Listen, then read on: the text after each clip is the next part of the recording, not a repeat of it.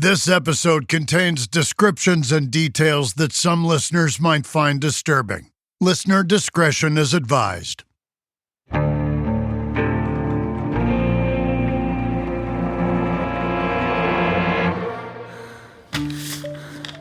It's May 20th, 2017 in Albany, New York.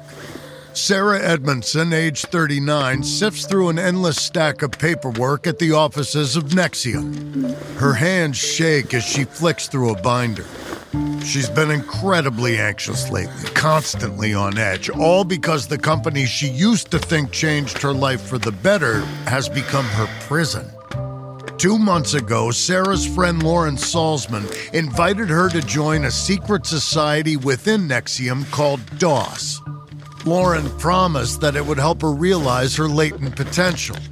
But in reality, Sarah's been given the title of slave, and Lauren's kept her in line and on edge with the constant threat of blackmail. Just thinking about it makes Sarah sick, but she can't see a way out. Sitting there, she tries to calm herself down so she can focus on her work. But when the double doors fly open behind her, she nearly has a heart attack. It's her friend, Mark Vicente, and he blows into the office like a man on a mission.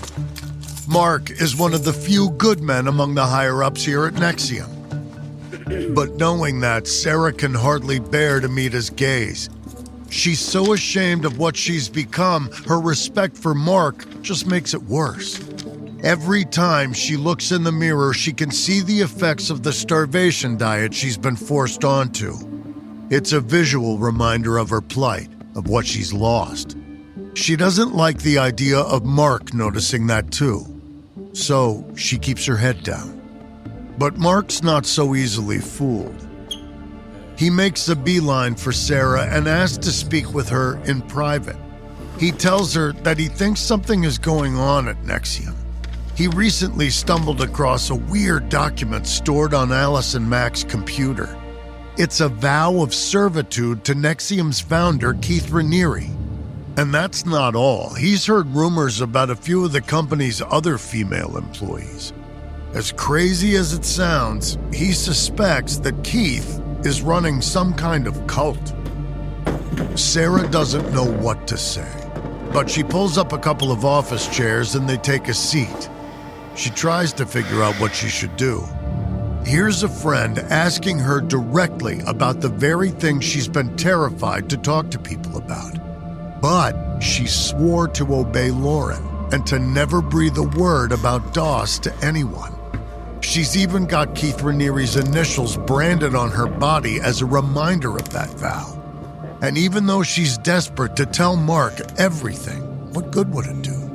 Keith's got millions of dollars, an army of lawyers, and blackmail material on her. Eventually, though, Sarah decides she has to say something. She can't just tell Mark he's crazy and sweep the whole thing aside, but she chooses her words carefully.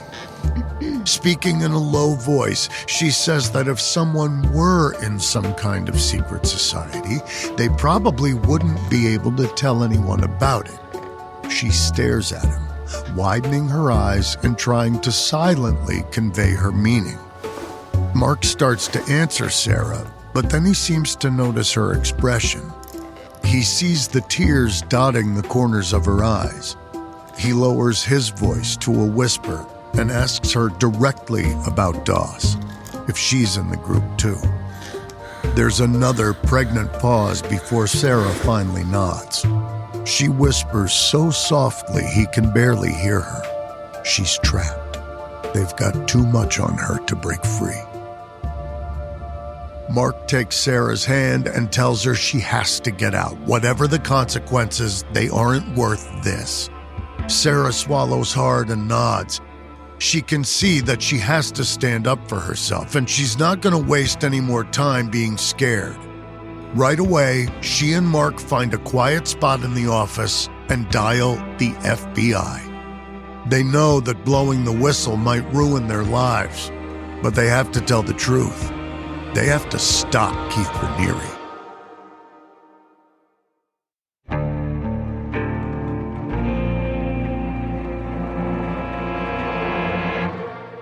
From Airship, I'm Jeremy Schwartz, and this is American Criminal.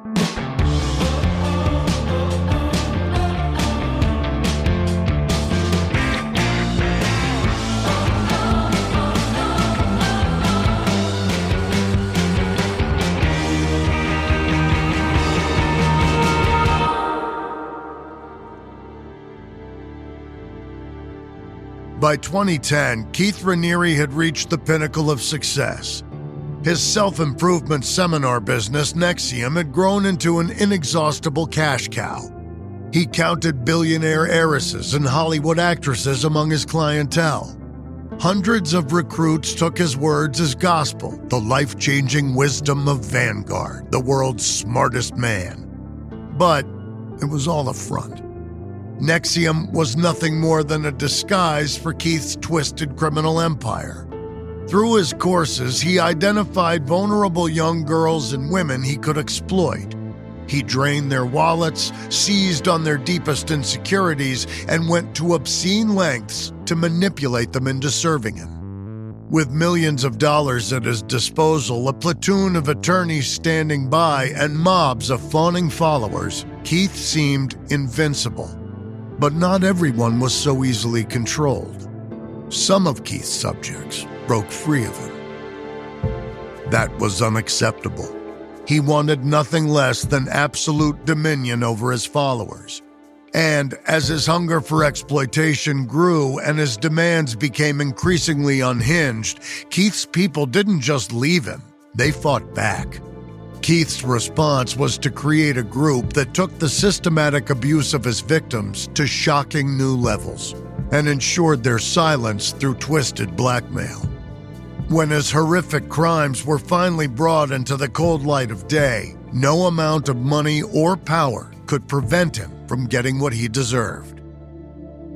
This is the final episode in our 4-part series on NXIVM, The Mighty Fall.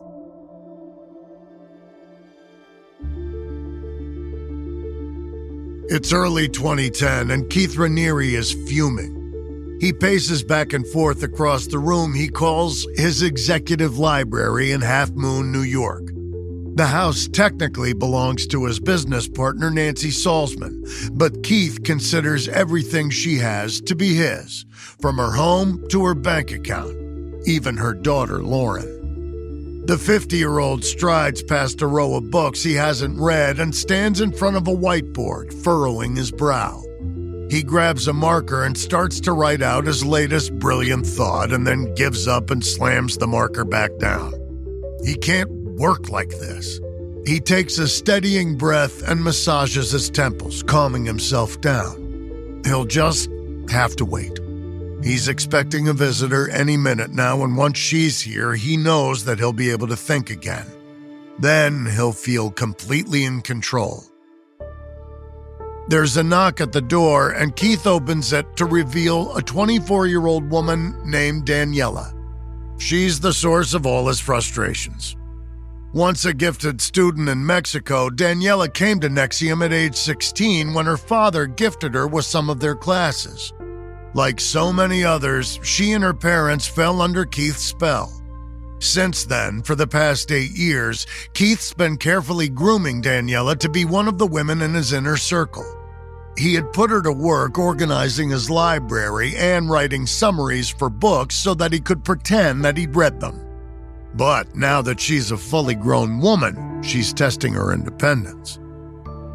Recently, she announced that she'd fallen in love with some guy. In Keith's eyes, that's an unforgivable sin, one that taints her purity.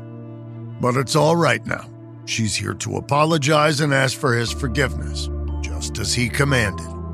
Keith doesn't say a word to Daniela, doesn't invite her inside. He won't show her any kindness until she says she's sorry and submits to his will. He watches Daniela open her mouth, but she hesitates. The words don't come. Her chest heaves as she stifles a sob. She tells Keith she can't do it. She has nothing to apologize for, she says. Nothing. Keith's lip curls and he slams the door in her face. He listens to her soft footsteps pad away. When he's sure she's out of earshot, he shoves his books onto the floor with a bang. The last time he was this angry was a year ago when his girlfriend Barbara Boucher left. He cannot stand to have a woman defiant, and he won't permit it to happen again. Looking at the books now scattered across the floor, he vows to make an example out of Daniela.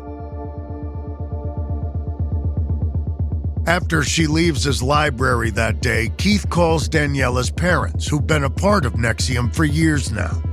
He tells them that their daughter is a thief, a suppressive, and worse. He doesn't tell them exactly what she did wrong, but he compares her to a child murderer. Her parents are not fluent in English, so they get all this through a translator, and the whole thing is confusing to them. When they suggest they take their daughter back to Mexico, Keith is outraged. He tells them that they have to stay here in New York, and that there's only one way for Daniela to atone for her crime. She's to be confined to her room until he says she's reformed.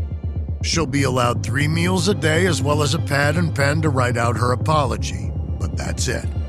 When Daniela hears this plan, she begs her parents to see reason, but they ignore her pleas. They don't know that Keith Raniere started grooming their daughter when she was 16, that he pressured her into having sex with him the day she turned 18. They don't understand the ways he's been psychologically abusing her ever since. To them, Keith is the smartest man in the world, someone who dotes on their daughter. He's also someone who's made veiled threats about their immigration status. So, they throw Daniela into her room and lock the door. The confinement is extreme. Daniela's room is empty save for a bare mattress on the floor, and the only window is papered over. Her family are only allowed to visit to bring her food, and they're discouraged from even looking her in the eye. Lauren Salzman is the only other person allowed to see the prisoner face to face. As a member of Keith's inner circle, she's been tasked with guiding Daniela's supposed recovery. Lauren's eager to take the job because Keith has told her that he'll give her a baby if she successfully reforms Daniela. She's always wanted to be a mother, and thanks to years of Keith's manipulation, this seems like a great way for that to happen.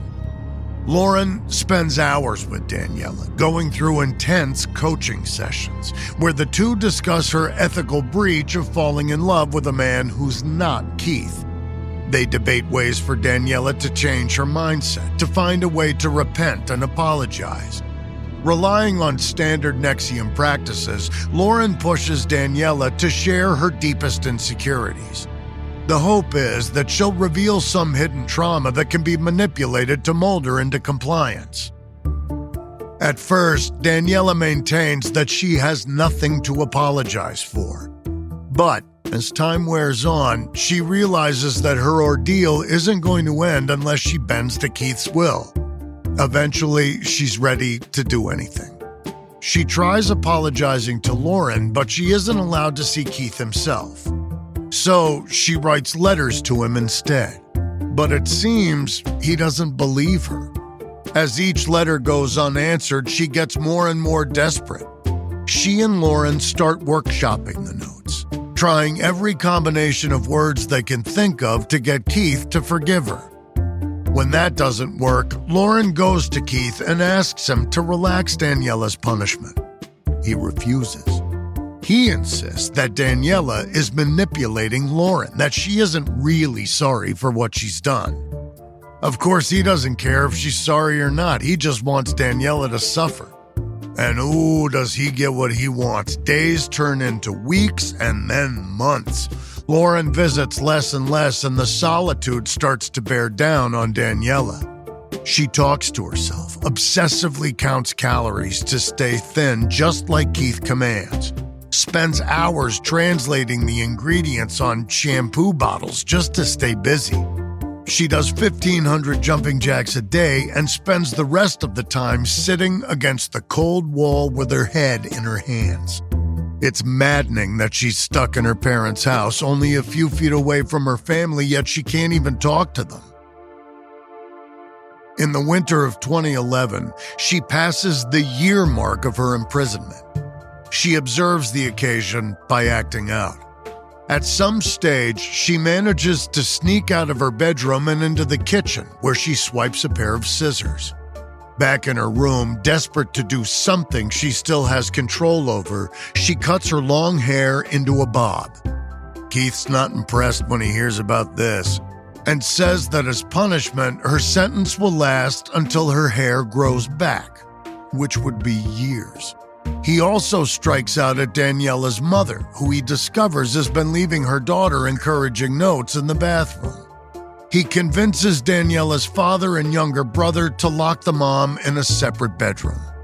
Their women need to be controlled, he says. But after a couple of months of isolation, Daniela's mother is allowed out to visit Mexico for a funeral. And you guessed it, she never returns. Meanwhile, Lauren is feeling guilty. Not for her role in Daniela's imprisonment, no, but for letting Keith down, for failing to rehabilitate his subject. He agrees that she's a failure and says that she's not ready to be a mother after all. By the winter of 2012, it's been 2 years since Daniela was first locked in her room, and she starts to lose all hope. She thinks about taking her own life, but realizes that she wants to live, even if it means leaving behind everything she knows. So she makes up her mind to leave. Even if she has to walk back to Mexico alone, she's getting out. Along with that thought comes an odd sense of freedom. No longer ruled by fear, she waits until the next time her door is left unlocked and walks out. She brazenly passes by the security cameras her father installed and runs out of her parents' home into the sunshine. It's overwhelming to be out in the open after so long locked inside, but she doesn't have time to revel. Not yet. She's got something she has to do first. She marches a couple of blocks down the road to a volleyball court that NXIVM owns. There, she finds Keith watching a game.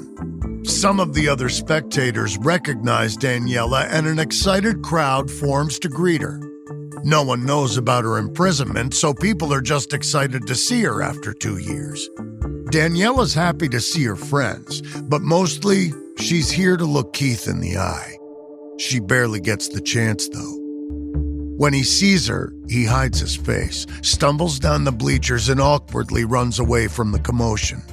He's too cowardly to face Daniela, not when she's surrounded by so many people.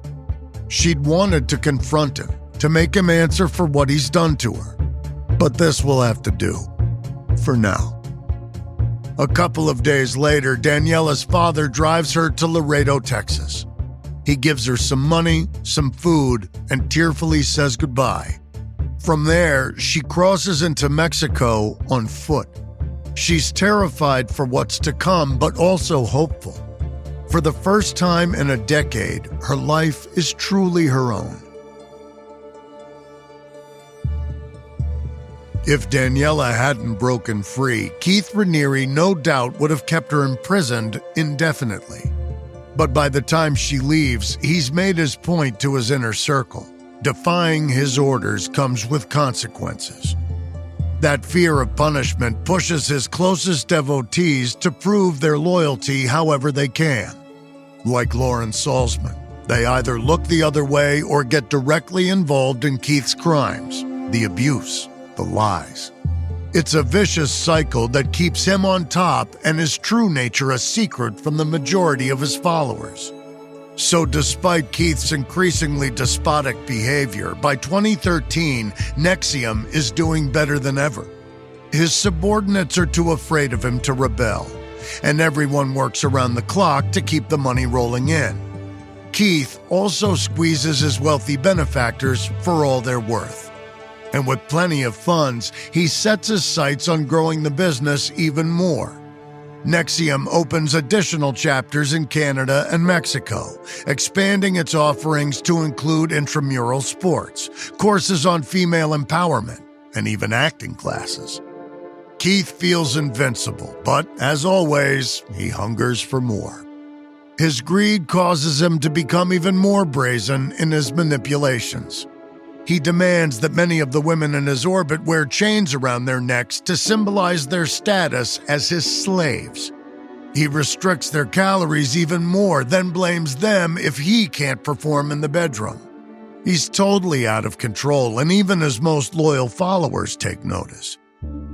Kristen Keefe has been with Keith since the 1990s and has spent much of that time intimidating and harassing NXIVM's critics. But by early 2014, even she's uncomfortable with Keith's unhinged schemes. Most disturbing to her, though, is Keith's treatment of their 8-year-old son, Galen.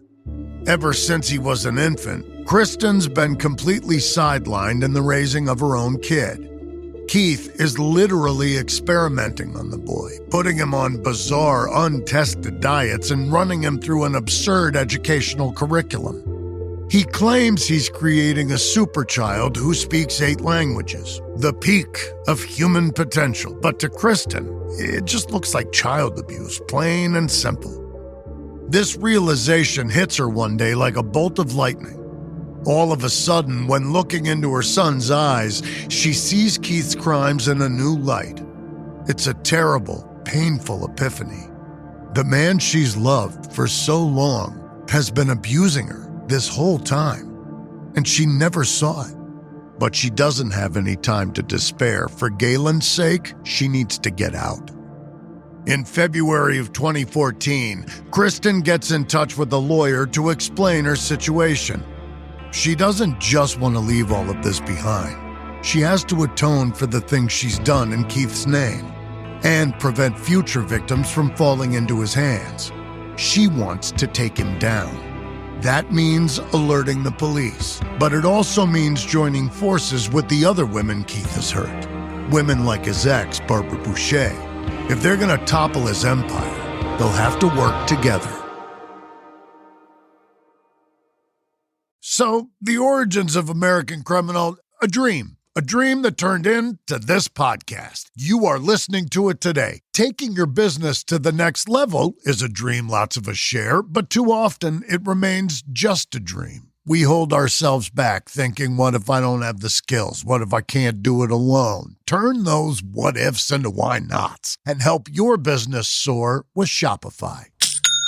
Shopify's point of sale system is a unified command center for your retail business. It brings together in-store and online operations across up to 1,000 locations. Imagine being able to guarantee that shopping is always convenient. Endless aisle, ship to customer, buy online, pick up in store, all made simpler so customers can shop how they want and staff have the tools to close the sale every time. And let's face it, acquiring new customers is expensive. With Shopify POS, you can keep shoppers coming back with personalized experiences and first-party data that gives marketing teams a competitive edge. In fact, it's been proven. Based on a report from EY, businesses on Shopify POS see real results, like 22% better total cost of ownership and benefits equivalent to an 8.9% uplift in sales on average relative to the market set surveyed.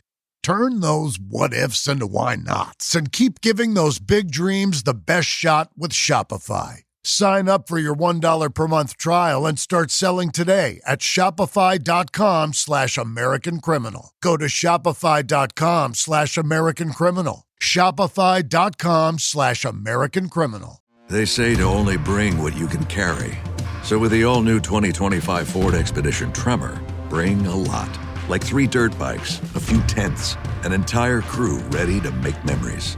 A panoramic 24-inch display, and the confidence to push your limits. The all-new 2025 Ford Expedition Tremor. Always consult the owner's manual before off-road driving. Know your terrain and trail difficulty and use appropriate safety gear. Max payload varies based on accessories and vehicle configuration. See label on door jamb for carrying capacity of a specific vehicle. Always properly secure cargo.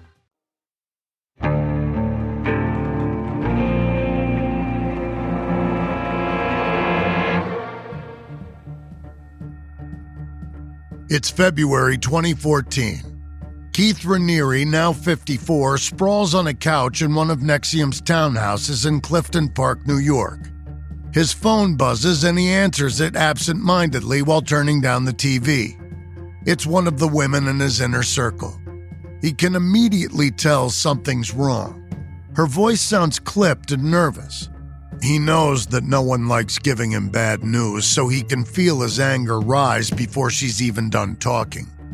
The woman tells him that Kristen Keith and her son Galen have gone missing. The bluish-green vein on Keith's forehead pulses. He hangs up without a word and storms into a bedroom to have a full-on tantrum. He can't believe that another one of his followers has rebelled. Who do these women think they are? His mind races to process the new threat as rage courses through him. And fear. Perhaps more than anyone else, Kristen has dirt on him. She knows what he's done to harass his critics, knows about the girls like Daniela he's brought across the border. He doesn't give a lick about Galen. This son is the last thing on his mind. All he cares about is silencing Kristen. Like always, he has no interest in trying to negotiate. For the people who cross him, there's only one tactic for Keith: scorched earth. He's gonna make Kristen suffer. Beat her down until she's too intimidated to fight back. He pulls out his phone and finds his lawyers, not surprisingly, on speed dial.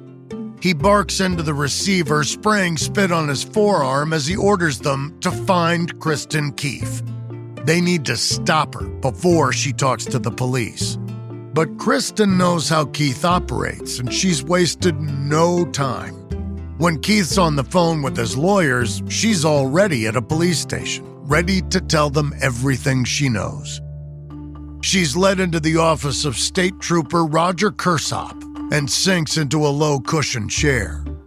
Once the door's closed, she drops a series of bombshells, telling Kersop stories of the harrowing abuse she witnessed at NXIVM. She tells him about Daniela's imprisonment and about the private investigators Keith uses to torment his critics.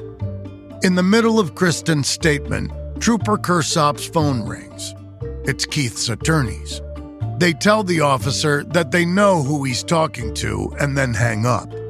Kristen can tell he's unnerved by the call. As she walks out a little later, Kersop warns her, NXIVM is like the mafia, but worse. Kristen hardly needs the warning. After that, Keith's armies of attorneys, private investigators, and fixers chase Kristen across state lines. Every time she tries to hide, they find her, even at police safe houses, forcing her and Galen to move again and again. And for some reason, the police don't follow up on her report for years. But while the authorities don't seem interested in pursuing the matter, Kristen refuses to be kept silent. She reaches out to Barbara Boucher, and the two of them team up to spread the word about Keith. They tell as many people as they can about what he's done and what he's still doing. Eventually, they believe someone will listen. While all this is going on, Keith takes further measures to shore up control over his inner circle. He can't afford to have another woman like Kristen defect. They simply know too much. And clearly, his previous methods of control aren't enough anymore. It's time for something different, something more violent and twisted. But he doesn't want to be too overt. He believes he's too smart for that. Too sophisticated. What he needs is a proxy, someone to act on his behalf and do his dirty work for him. He selects 30-year-old Allison Mack for this role. A rising star in NXIVM, as well as a somewhat famous TV star, Allison has been with NXIVM for 9 years. She's long been one of Keith's favorites and genuinely believes that the group has changed her life for the better.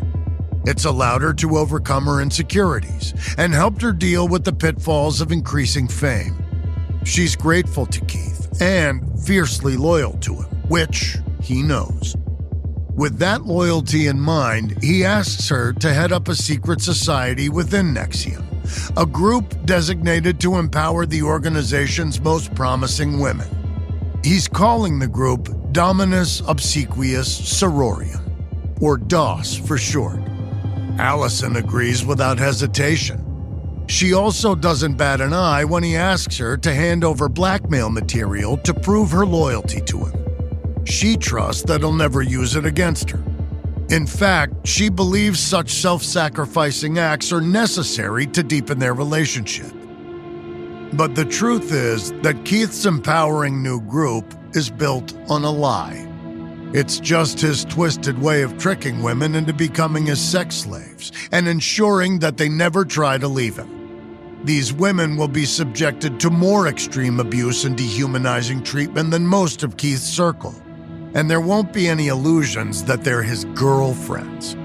They'll be prisoners, kept in check thanks to the collateral they'll willingly give him. Once Allison is on board, the DOS induction process takes shape fairly quickly. Allison sells the group as a sorority, a women-only club with no involvement from Keith. She promises new recruits that it's about female empowerment and sisterhood. And, enticingly, it comes with life-changing benefits. Though those can only be truly explained once a person has gone through with the initiation. So, the inductee simply has to take Allison's word for it. It's a surprisingly effective pitch. One of the first members is former prisoner Daniela's younger sister, Camilla. Allison tells 24-year-old Camilla that the first requirement is for her to provide DOS with blackmail material, like a confession or a sex tape, to prove her loyalty. She says it doesn't even have to be true, so Camilla writes a note falsely claiming her father is gay. With that done, Camilla goes through a bizarre ritual involving a blindfold, an eternal vow of servitude, and a permanent brand on her body. Sometimes presented to initiates as a tattoo representing the 4 elements, the brand is actually a scar made by a medical cauterizing tool, and it's unmistakably in the shape of Keith Raniere's initials. From there, Camilla's steadily broken down emotionally. She's ordered to text Allison, "Good morning, Master," when she wakes up every day. She's expected to be ready at any hour of the day or night to respond to orders. If she doesn't answer a text within 1 minute, she's punished with sleep deprivation, cold showers, or by being whipped with studded leather straps. Soon enough, a sense of hopelessness sets in for DOS recruits like Camilla. At that stage, Allison typically asks them to get closer to Keith. They're encouraged to email him, to win him over through flattery by offering favors. It's very confusing to members who still believe this group is about female empowerment, but their master is not to be questioned. And when they reach out to him, Keith tells the women nonsense like love can only be measured through pain, all in an effort to keep them under Allison's control. After months of this BS, Keith finally reveals to each of the DOS members what they already suspect. He's actually Allison's master.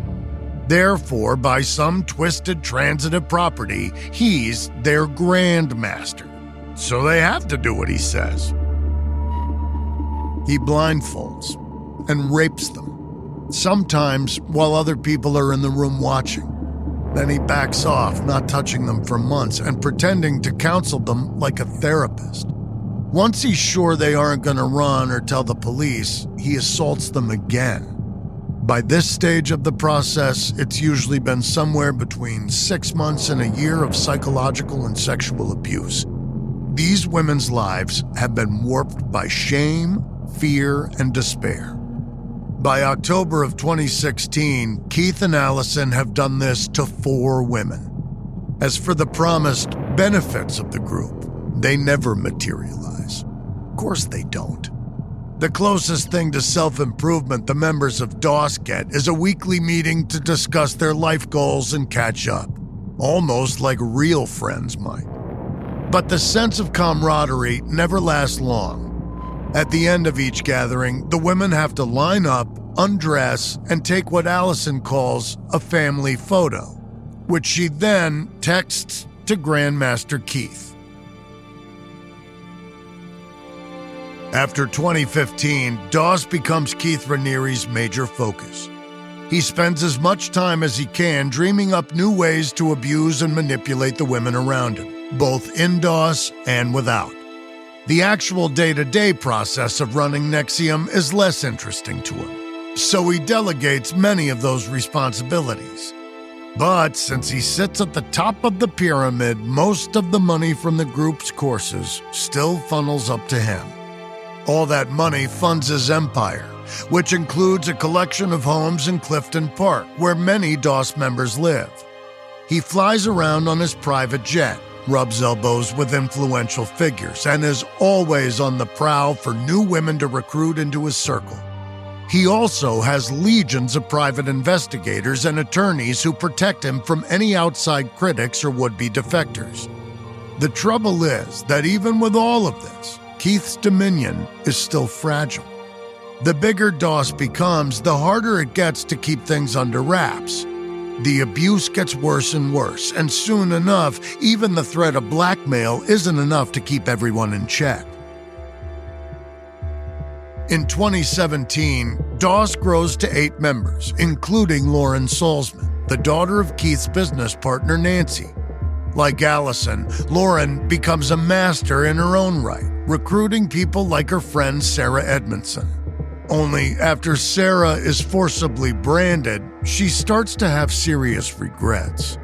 Her diet is restricted, and the psychological abuse takes a heavy toll. Then, on May 20th, 2 months after her initiation ceremony, her friend Mark Vicente tells Sarah he suspects Keith is running a cult. It's the push she needs to speak out, and she comes clean about DOS. After Sarah tells Mark what's been going on, the two of them call the FBI, who quickly open what will become a massive investigation into NXIVM and Keith Raniere. With the authorities on the case, Mark, Sarah, and her husband Anthony are eager to get the hell out of NXIVM. But they don't want Keith to know they've told anyone his secrets. They don't even want him to suspect that they've betrayed him. Leaving in the middle of the night? No, that would definitely get his antenna up. It would look planned, like they're trying to hide something. So, instead, they decide that deliberately causing a scene is a better strategy. That way, their leaving will seem impulsive rather than calculated. On May 31st, Anthony barges into a gathering of about 100 NXIVM coaches, including Lauren Salzman, the woman who recruited his wife into DOS. In front of everyone, he gives Lauren a piece of his mind. He talks about the branding and calls Lauren a criminal. Then he storms out, and he and Sarah hop in the car and leave. A little while later, Mark uses the news of Anthony's startling outburst as an excuse to resign. This whole episode throws Lauren into a panic. She texts Keith 911, and he gives her the signal to deny. But that tactic will not get them far. A week later, accusations about DOS appear on the Frank Report, a blog critical of NXIVM. The rumors set off a mass exodus at the company and incite a round of rabid infighting among the remaining employees. Throughout it all, Keith lays low. He hides and refuses to comment to the press or his colleagues, pretending he has nothing to do with DOS. But if he's hoping everything will blow over like it has in the past, he is wrong. On October 17, 2017, the New York Times publishes a front-page expose on Keith Raniere, detailing, among other things, the branding and sexual abuse allegations. The article sparks comparisons to Harvey Weinstein, who's recently been accused of sexually harassing, assaulting, and raping more than a dozen women in Hollywood. Thanks to these comparisons and the rising tide of the Me Too movement, the story gets extra attention. Overnight, Keith Raniere becomes a household name. Once that would have been a dream come true for him. Now it's a nightmare, a wish made on a monkey's paw. And even he, the self-proclaimed smartest man in the world, starts to suspect that there will be no getting out of this one. Have you heard about Slayer rules, aka Slayer statutes? These are legal provisions that prevent people from inheriting property or benefiting from the estate of a person they murdered. One of the things they protect is someone getting killed for their life insurance policy. Makes you realize how valuable life insurance is, doesn't it? It's good to know that at least my life insurance policy isn't a reason to kill me. Plus, it only costs me about the same as one of my streaming services each month, thanks to SelectQuote. If you're new to life insurance, you're not alone. Thankfully, there's SelectQuote. For over 40 years, SelectQuote has helped more than 2 million Americans understand their options and get the coverage they need. Over $700 billion in coverage and counting. As a broker, their mission is simple: to find you the right insurance policy at the best price. SelectQuote takes the guesswork out of finding the right life insurance policy.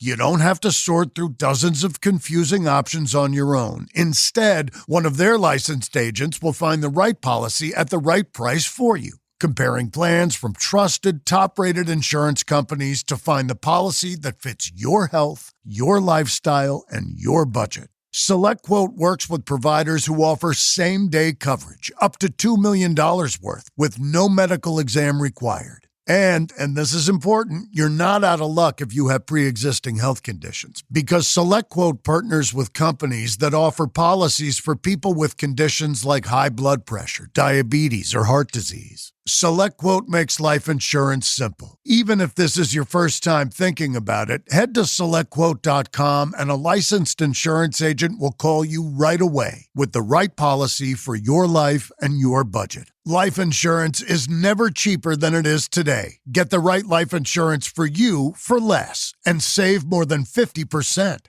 at SelectQuote.com/American Criminal. Save more than 50% on term life insurance at SelectQuote.com/American Criminal today to get started. That's SelectQuote.com/American Criminal.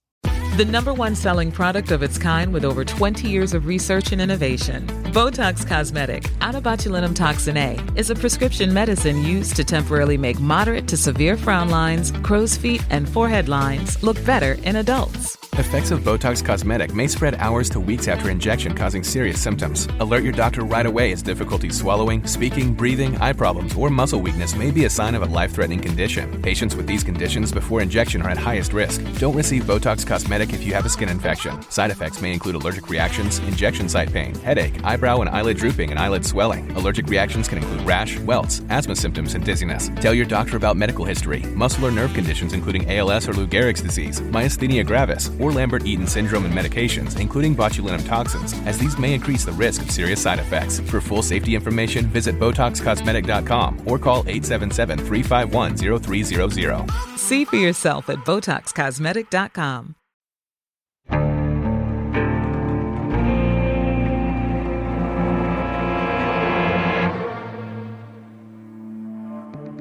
It's October 2017, just days after the New York Times published an expose about NXIVM and the secret of DOS. Keith Raniere arrives at a resort in Punta Mita, on the Pacific coast of Mexico. The 57-year-old climbs out of the car and stretches his legs. To his west, sparkling sand gives way to crisp water, dotted with lemon-colored sailboats. Soothing wind tugs his thinning hair to one side. For anyone else, this would be paradise. But for Keith, Punta Mita is a mark of his failure.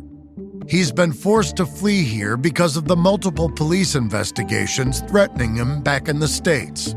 There's the case Kristen Keefe's accusations kicked off some years ago, the damaging claims of his exes, like Barbara Boucher and Tony Natale, and the FBI investigation sparked by DOS member Sarah Edmondson.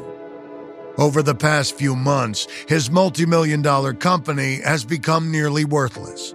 Most of his followers started jumping ship after the existence of DOS was revealed to the whole company. Still, there are a few loyal subjects, like Lauren Salzman, who followed him to Mexico.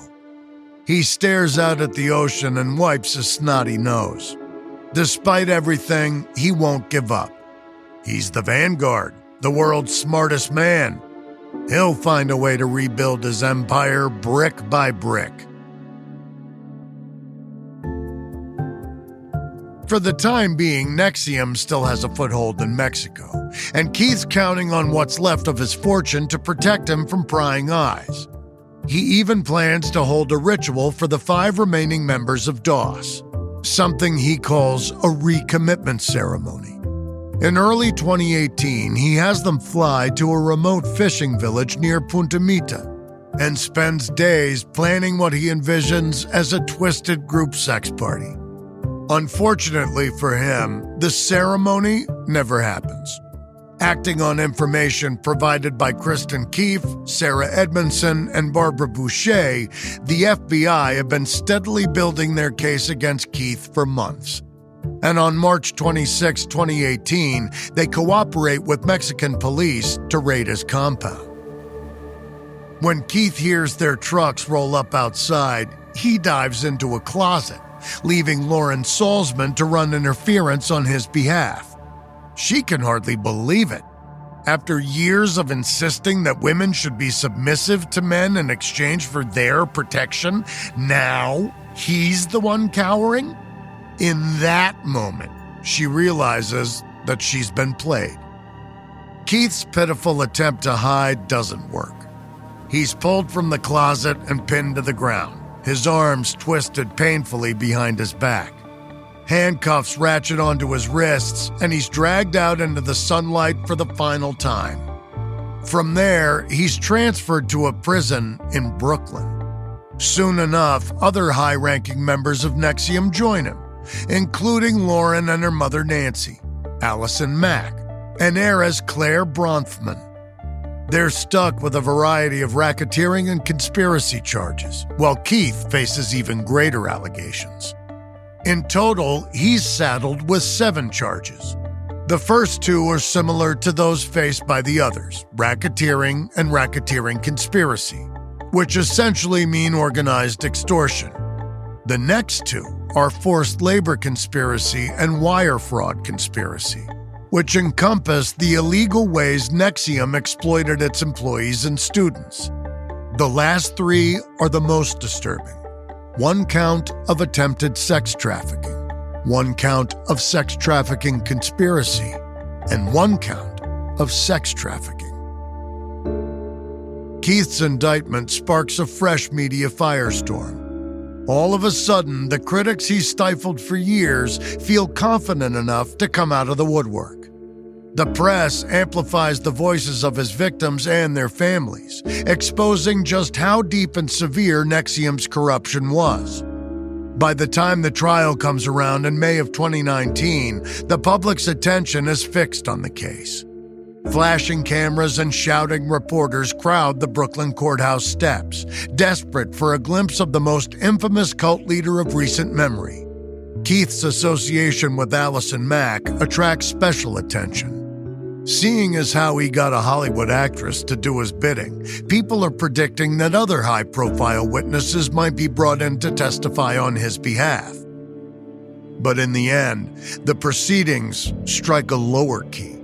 Most of Keith's collaborators deal with their legal problems outside the courtroom. Claire Bronfman pleads guilty to conspiracy to conceal and harbor illegal immigrants for financial gain, along with fraudulent use of identification. She's sentenced to just under 7 years in prison. Allison Mack pleads guilty to racketeering and racketeering conspiracy. She's given 3 years. Nancy Salzman is sentenced to 42 months and a $150,000 fine for racketeering conspiracy. Her daughter Lauren pleads guilty to similar charges, but because she's offering crucial testimony against Keith, she's given a lesser sentence. She gets 5 years probation and 300 hours of community service. Then, at last, it's Keith's turn. During his 6-week trial, the prosecution brings several victims of NXIVM and cult educators to the stand. Daniela finally has her chance to confront Keith face to face and tell the world what he did to her. But when it comes time for the defense to respond, there's not a single witness to call.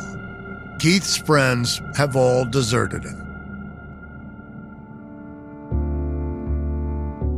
On June 19, 2019, the jury pronounces Keith guilty for each and every charge against him, and the judge hands down a sentence of 120 years in prison. In the courtroom gallery, his first primary consort, Tony Natali, watches with an enormous sense of relief. Ever since escaping Keith's abuse 19 years ago, she's been praying for this moment. She recalls the last time she saw him in person. After ruining her business, Keith told Tony, "The next time I see you, you'll be dead or in jail." Well, as it turns out, he had it backwards. Barbara Boucher once pointed out to a journalist that one aspect of Keith Raniere's story gets understandably buried beneath the staggering weight of his crimes. He wasn't all talk. Throughout the decades, his self-improvement programs did actually help some people. He had a knack for convincing people to take agency in their lives, to change themselves for the better, but only if he felt like it. Only if he deemed it useful to his goals. But he never really wanted to help people. He only wanted to help himself. So, for 20 years, Keith preyed on the vulnerable. He sexually abused girls and women, played games with people's minds, and subjected hundreds to unhinged psychological experiments. Countless people lost time and money by placing their faith in Keith's promises. For the women in Keith's inner circle, including those tricked into joining DOS, they lost even more than that. For them, deeper scars remain. Obviously, Keith Raniere was never the smartest man in the world. He was just a born salesman with an oversized ego. And the fact that he could continue his abuse for so long doesn't reveal him as some mastermind. Rather, it shows just how far an empty con man can go when he's protected by immense wealth and influence. Keith stayed in power by terrifying and harassing his critics, enabled by a legal system that allowed him to use his money to ruin the lives of others. Even so, many of his victims refused to be intimidated. If they had caved, Keith might still remain free today, amassing even more wealth and power. They stood up for themselves, even when the resources of their abuser seemed inexhaustible. That's the real story of NXIVM. It's a tale of women who, despite being manipulated, abused, and tormented in unbelievable ways, refused to stay quiet. From Airship, this is our final episode in our series on Keith Raniere and NXIVM. On the next series, a pair of killers team up for a cross-country murder spree that will claim hundreds of lives. At least, that's the way they tell it.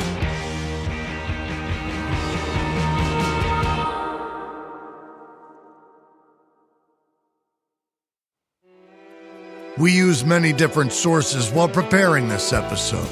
One we can particularly recommend is Don't Call It a Cult, The Shocking Story of Keith Raniere and the Women of NXIVM by Sarah Berman.